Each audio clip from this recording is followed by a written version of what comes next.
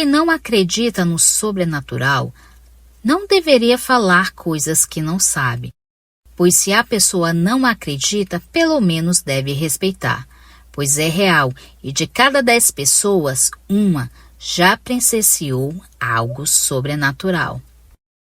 Olá, Cris, me chamo Chiquinho, tenho 67 anos e moro em Baturité. Eu adoro o seu canal, sou um inscrito fiel e amo seus relatos e sempre escuto antes de dormir. Hoje é minha vez de contar algo sobrenatural que aconteceu com parentes da minha família e por causa de um vídeo que vi em seu canal, aquele que você gravou na capela da Dona Nina, resolvi então contar as minhas histórias sobrenaturais relacionadas àquele local. Eu e minha família sempre moramos aqui na cidade de Baturité. E desde que eu me entendo por gente, ouço histórias de visagens e assombrações aqui na Serra e região. Minha mãe Josefa relata em uma conversa de família um acontecimento que ocorreu na nossa cidade, quando ela era apenas uma mocinha, nem conhecia meu pai ainda. Ela me contou que uma certa vez houve um falecimento inesperado em nossa cidade, de uma senhora muito distinta e elegante. Ela estava hospedada no patronato da Nossa Senhora da Conceição, em uma missão religiosa que não sei dizer qual é. Ela passeava pelas proximidades do sítio Arvoredo, junto à sua filha e algumas alunas do patronato. Foi quando de repente começou a se sentir mal. E do nada foi desfalecendo rapidamente, sem sequer dar tempo de pedir ajuda para socorrê-la. As moças que estavam com ela se desesperaram, juntamente com sua filha. E quando a ajuda chegou, era tarde demais. Ela já tinha partido. Seu esposo, comendador Ananias Arruda, ficou inconsolável com a perda de sua amada esposa. A dor da sua alma era inconsolável. Dona Nina tinha apenas 45 anos e era bem conhecida na região por suas benfeitorias. Houve uma grande comoção na nossa cidade por causa do seu falecimento. A data da sua partida foi no dia 19 de 1 de 1941 e foi sepultada 2 dias depois no cemitério de Baturité. Logo após o enterro, seu Ananias fez o trajeto que sua amada fez. Ao visitar o local da sua partida, ele resolveu fazer uma capela em homenagem à sua amada esposa, como forma de homenagear o seu grande amor. Você me pergunta, por que eu estou contando esses detalhes? Bom, Cris e amigos, é porque vai fazer todo o sentido para que vocês entendam melhor os fatos que narrarei a seguir. Depois de algum tempo, ele fez a capela e até missa era celebrada naquele local. E a sua inauguração foi muita gente para a missa, inclusive minha mãe foi com alguns parentes e amigos. Minha mãe relatou que coisas estranhas aconteceram naquela capela e que muitos já tinham visto coisas de visagens por ali. Certa vez minha mãe estava na casa de uma tia, quando o tio dela estava contando uma história extraordinária, de tão inacreditável que era. Ele relatou que tinha saído pela madrugada, indo em direção à serra, lá para as bandas do Pacoti, pois ele tinha um serviço de pedreiro para fazer. E como ele não tinha bicicleta, ele teve que ir a pé mesmo. E saiu de casa às 4 horas da manhã, para pelo menos chegar às 6 da manhã no local do seu trabalho. Ele disse que nesse dia estava um tempinho chuvoso e estava muito frio. Tinha muita neblina no caminho e ele foi caminhando devagar para que não tivesse nenhum acidente. Foi quando ele começou a ouvir cânticos à sua frente e ficou pensando: será que tinha procissão esses dias e eu não estava sabendo? Ele então apressou os passos para tentar acompanhar os devotos. Foi quando ele conseguiu chegar mais ou menos perto da multidão e ele ficou ali no final da procissão, pois não queria atrapalhar o cortejo. Ele relatou que o ambiente parecia ter baixado mais a temperatura, fazendo com que ele batesse os dentes de tanto frio. Aquelas pessoas pareciam ser muito estranhas, vestiam uma espécie de túnica branca e levavam nas mãos uma vela de 7º dia acesas. Ele apertava os olhos para ver se reconhecia alguém, só que ele não conseguiu enxergar ninguém conhecido e era muito estranho, porque era um local pequeno e todos se conheciam. Ele já tinha começado a se arrepender de ter acompanhado aquelas pessoas, pois aquilo não era algo normal para a região. As canções que a procissão cantava, ele dizia ter nunca escutado tais melodias. As vozes das pessoas pareciam ter ecos e enchia o ambiente de medo.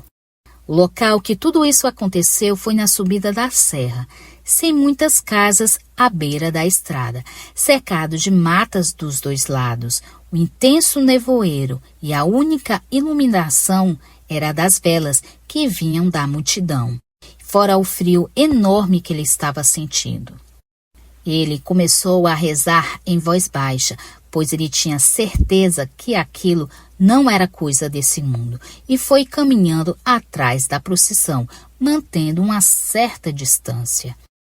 O tio José disse que quando chegou na capela da Dona Ninha, todos da procissão ficaram parados ali na frente, sem esboçar nenhuma reação.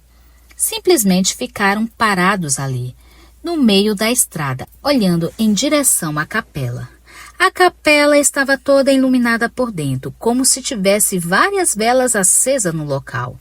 Tio José ficou ali, olhando aquela cena bizarra, por mais ou menos uns 15 minutos, esperando que aquelas pessoas saíssem do caminho para ele passar. Já era por volta de 5h30 da manhã, e ele disse que não teve coragem de passar por aquela multidão, pois tinha certeza que aquelas pessoas eram assombrações. As vestimentas eram diferentes, não tinham expressão nenhuma, não conversavam entre si e tinham um olhar sem vida. Aquilo era realmente assustador.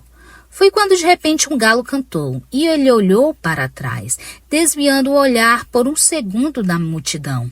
E quando ele voltou a olhar para sua frente, ele ficou sem ar. Seu corpo congelou e quase teve um troço ali mesmo. Pois no lugar onde estavam as pessoas, ali em frente à capela, no meio da estrada, ele só pôde ver uma intensa neblina, que mal dava para enxergar 1 metro de distância. A capela estava toda escura e fechada. Não tinha como aquelas pessoas ter sumido tão rápido, e muito menos a capela está deserta. Ele conta que congelou até a alma e que um arrepio terrível passou pelo seu corpo e que não conseguiu mexer um músculo de tanto pavor, pois ele tinha se assombrado. Depois de alguns minutos, o dia foi clareando cada vez mais e seus movimentos foi voltando. Já era mais de 6 da manhã e já estava tudo claro, apesar do tempo chuvoso. Então o tio João voltou a se mexer e passou por frente da capela. E ele fez a besteira de olhar para dentro da mesma. E ali ele pôde ver várias pessoas de branco com as velas nas mãos. O tio Zé saiu correndo dali feito um condenado. Depois disso, ele nunca mais passou ali pela noite ou pela manhã cedinho. Ele só passava ali depois das 6 da manhã e antes das 6 da noite. Eu tenho muito mais histórias sobre esse local onde está essa capela. Se os amigos inscritos quiserem que eu traga mais histórias da minha família e amigos, peço que deixe nos comentários, pois eu enviarei para a Cris, para que na voz dela seja narrada as histórias de assombração da capela. Agradeço a Cris pelo espaço cedido e ter a oportunidade de contar minhas histórias sobrenaturais. Muito obrigada por tudo e boa noite.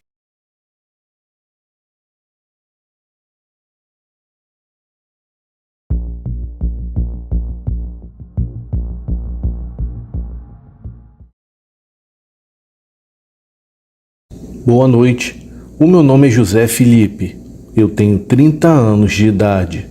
Quero contar um relato que aconteceu comigo e com a minha esposa Sabrina. Isso foi no ano de 2015. A minha esposa e eu iríamos viajar de Minas Gerais para São Paulo, pois era final do ano e nós queríamos passar o Natal e a virada do ano com a minha família. Nós saímos de casa por volta das 5 horas da manhã e nem deu tempo de tomarmos café. E para não pegar no sono, a gente ligou o som do carro e ficamos cantando. E assim que começou a amanhecer, logo foi batendo a fome. Então comemos alguns lanches no qual a Sabrina tinha feito. Nesse dia não levamos muita comida, pois a ideia era pararmos em alguma lanchonete para comprarmos alguns salgados e assim voltarmos para a viagem. Então acabamos com os lanches no qual a Sabrina tinha feito. Aliás, ela não tinha feito muito. Quando deu por volta das 7 horas da manhã, Sabrina e eu decidimos então pararmos em algum hotel para dormirmos um pouco, pois tínhamos passado a noite em claro de tão ansiosos que nós estávamos para viajar, pois já se fazia muito tempo que eu não me encontrava com toda a minha família. Então ficamos acordados até as 5 horas da manhã para viajar. Paramos num hotel, pagamos um quarto para a gente e dormimos até as 18 horas. E em seguida voltamos para a viagem. Eu queria descansar bem para não correr o risco de dormir no volante e assim sofrer algum acidente. Então voltamos para a viagem. A fome e a sede já foi batendo. A gente não tinha comido nada no hotel, pois as coisas lá eram bem caras. Quando era por volta de umas 21 horas, vimos uma lanchonete de beira de estrada. A lanchonete aparentava estar aberta, então encostamos o carro e entramos logo em seguida na lanchonete. Não havia ninguém além de um atendente. Quando fomos na bancada fazer o nosso pedido, o atendente, com um olhar triste, só anotou o nosso pedido e não disse nada. Fomos nos sentar em uma mesa, até que uma senhora chegou e se sentou junto com a gente, sem nem ter pedido. Perguntamos se estava tudo bem e ela ficou calada. Para não parecer um mal educado, eu acabei deixando ela ficar com a gente, até que o nosso lanche chegou. Ele estava bem frio, mas na fome que a minha esposa e eu estávamos, não podíamos reclamar de nada. Assim que acabamos e fomos pagar, o atendente pegou o dinheiro e devolveu logo em seguida para a gente e sem falar nada. Eu achei bem estranho e falei: "Toma, esse dinheiro é do nosso lanche. Eu estou com pressa, pois a minha esposa e eu precisamos seguir com a viagem, amigo." Mesmo assim, ele continuou recusando o dinheiro e sem falar nada. Eu já estava brabo com toda aquela situação, então eu falei: "Olha, amigo, eu estou tentando pagar o meu lanche e já que você fica recusando o dinheiro, então eu vou embora sem pagar." E assim eu fui. Eu estava bem nervoso, então a Sabrina ficou tentando me acalmar. Quando a Sabrina e eu íamos embora, a senhorinha levantou e disse: "Tome muito cuidado nessas estradas, pois vai acontecer um acidente com 2 caminhões bem grandes."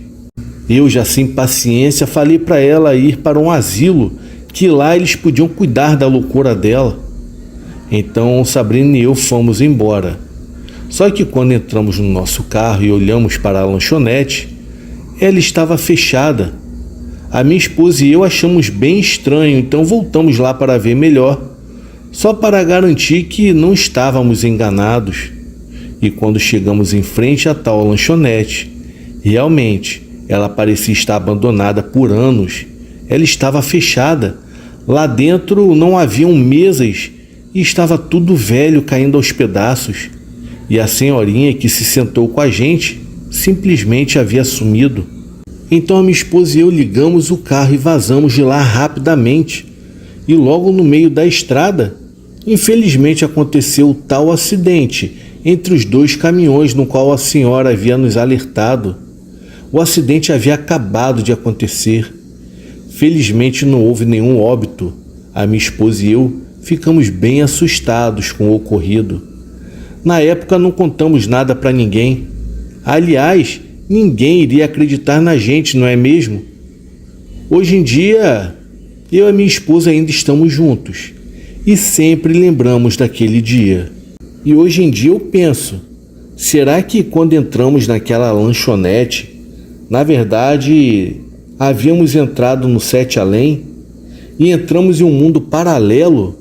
Bom, só sei que depois dessa eu fiquei um bom tempo sem entrar nessas lanchonetes de beira de estrada.